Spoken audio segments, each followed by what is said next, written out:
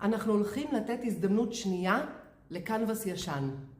אם אתם חדשים לעולם האקריליק פורינג, או אם אתם בתחילת ההתנסות שלכם על טכניקות שונות, קודם כל תירשמו לערוץ הזה, תדליקו את הפעמון כדי שתראו עוד סרטונים שלי. יש שם הדרכות מצוינות על אקריליק פורינג עם המון ערך בשבילכם. 2. אני הולכת היום להראות לכם שלא צריך לזרוק קנבסים ישנים שהתנסיתם עליהם ומשהו שם לא עבד, לא מצא חן בעיניכם. כל מה שאתם צריכים לעשות זה לתת לזה להתייבש, או לחילופין, אם זה עדיין רטוב, לגרד את כל מה שעשיתם ולתת לקנבס הזה הזדמנות שנייה בחיים. במקרה, אחרי סדנה שעשיתי, נשארו לי פה לא מעט צבעים, ואפילו כאלה שאהבתי. הלקוחות שלי רצו את הגוונים הכחולים והירוקים שהם ראו אצלי באתר, ואני זרמתי איתם.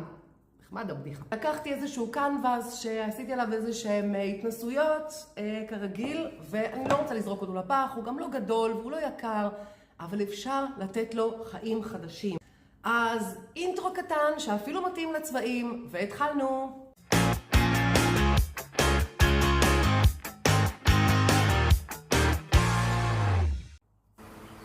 הצבעים הקרים השתלבו פה יפה, והם מעורבבים עם פורינג מדיום ושמן סיליקון.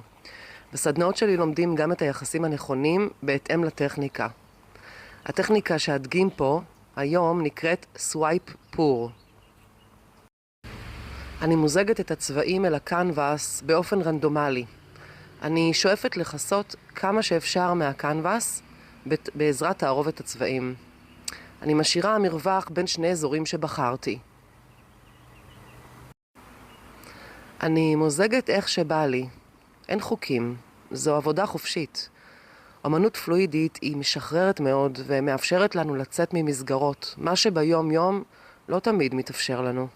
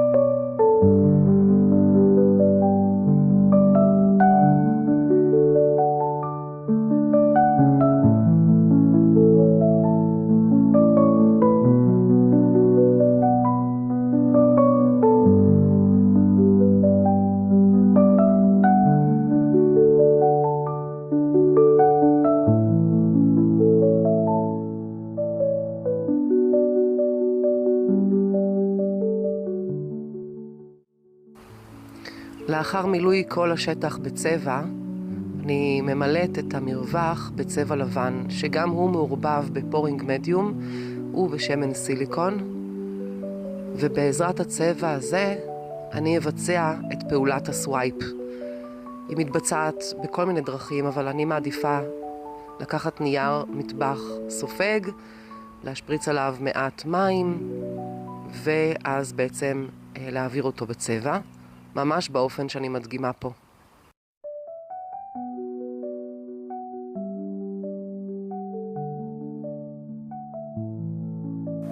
אני ממקמת בעדינות את קצה הנייר וטובלת אותו באזור הלבן, ובעצם מושכת בצורה מאוד רציפה ועדינה את הצבע הלבן על פני שאר הצבעים. מאוד מאוד חשוב לא לעצור, כי בעצם אחר כך רואים את הדוגמה בולטת במקום שבו עצרתם כאיזשהו חיתוך של הדוגמה, וזה פשוט פחות יפה. כאן שמתי יותר מדי צבע לבן בשביל האזור הזה, וזה מה שיפה בסווייפ.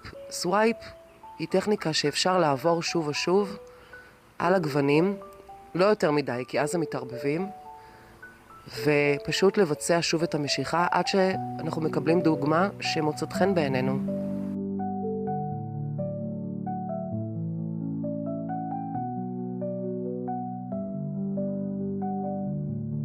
אני יכולה למקם את האזור הלבן למעלה, ובעצם למשוך את הצבע הלבן על פני כל התמונה. זאת גם שיטה.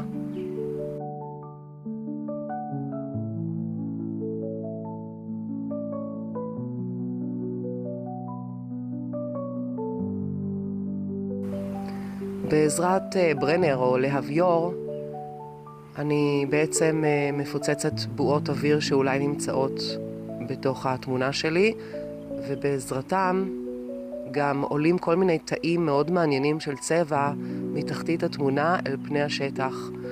השמנים האלה לוקחים איתם צבעים שונים מתוך התמונה ומבליטים אותם ויוצרים איזושהי טקסטורה מאוד מעניינת שבאמת אי אפשר ליצור בעזרת שום מברשת.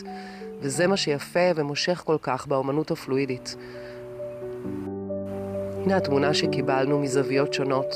המשחקים של הצבעים הטריפים מזמינה אתכם להגיע לחוויית אקריליק פורינג אצלי בסדנאות.